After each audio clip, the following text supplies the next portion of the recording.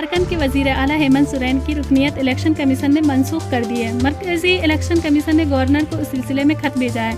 Commission ने सोरेन के ऊपर उनके नाम पर पत्थर की कान हासिल करने के मामले में लगे इल्जाम को लेकर ये सिफारिश की है। दरहकीकत मालूमात के हक RTI के लिए काम करने वाले शिवशंकर शर्मा ने कानकुनी घोटाला की जांच CBI और ED से कराने का मुतालबा करते हुए 2 PIL दायर किया था। झारखंड में हुकूमत चलाने वाला झारखंड मुक्ति मोर्चा भी अब हेमंत सोरेन के ऑप्शन पर बात कर रहा है। माना जा रहा है कि CM का ओहदा सोरेन खानदान के पास ही रहेगा। इस बीच बीजेपी ने दावा किया है कि हेमंत वजीर आला मुतबादिल के तौर पर अपनी बीवी कल्पना सोरेन के नाम आगे बढ़ा सकते हैं।